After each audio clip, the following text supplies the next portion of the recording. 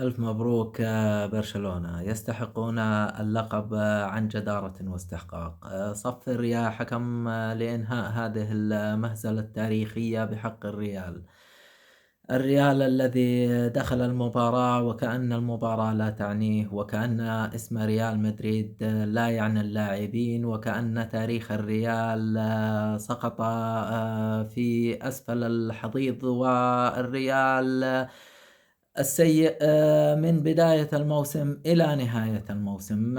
لم أتمنى إنهاء المباراة إلا لم أتمنى إنهاء مباراة مثل ما تمنيت إنهاء هذه المباراة. مباراة سيئة، مباراة تكتيكيا عفنة. لا حضور للريال، لا وجود لريال مدريد. برشلونة تفوق بالطول والعرض. برشلونة في الجوانب الفردية كان أفضل، برشلونة في الثنائيات أفضل، برشلونة في التمرير الطولي أفضل، في الكرات العرضية أفضل. برشلونة هزم الريال بهدفين مقابل لا شيء لريال مدريد. كان برشلونة يستحق نتيجة أكبر من ذلك، لكن يبدو أن لاعبون برشلونة رأفوا على ريال مدريد أكثر مما رأف لاعبون ريال مدريد على أنفسهم. من سيء إلى أسوأ. كورتوا ليس بأفضل حالاته، دفاع سيء، تمريرات مقطوعة، خطوط ثلاثة متباعدة.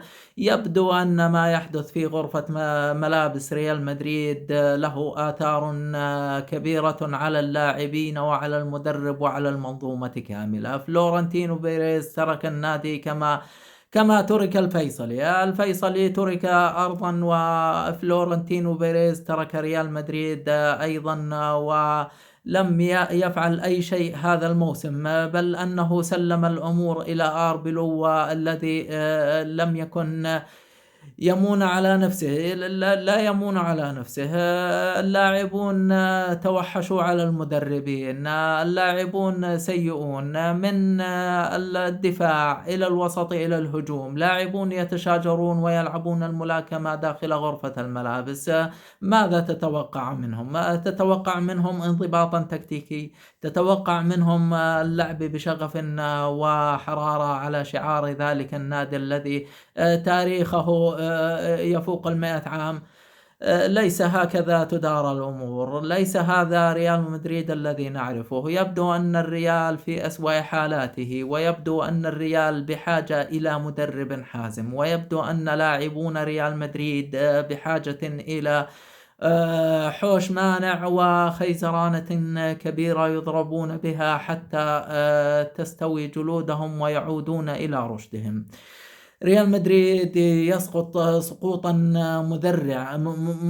سقوطا مدويا، عفوا، سقوطا تاريخيا.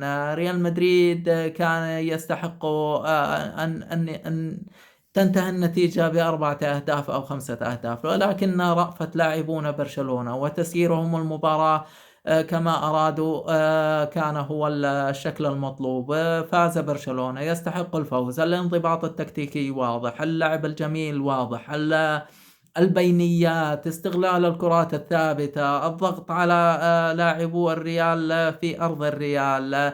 لم نشاهد أي هجمة أو أي خطورة على مرمى برشلونة. برشلونة صاحب اللقب عن جدارة واستحقاق، وكان يجب أن يتوج قبل هذه المباراة، ويستحق التتويج منذ منتصف الموسم، لكن شاءت الظروف أن يتوج برشلونة في هذه المباراة. ألف مبروك لاعبو برشلونة، تستحقون هذا اللقب. ألف مبروك فليك، صاحب العطاءات المميزة، صاحب الشخصية القوية التي تركت أثرا على لاعبو برشلونة. أهنئكم بهذا الجيل الرائع. معدل أعمار لا يفوق 27 عام. لديكم سنوات ستقضونها بشكل أفضل، وستشاهدون نضجا كرويا أكثر في المواسم القادمة. ألف مبروك برشلونة. ولا هارد لك لريال مدريد، ولا حظا أوفر لريال مدريد. ريال مدريد ينهي موسمه بأسوأ حالاته. شكرا لكم على حسن المتابعة، أتمنى منكم المتابعة والمشاركة والإعجاب، وأترك لكم التعليق، فلكم حرية التعليق.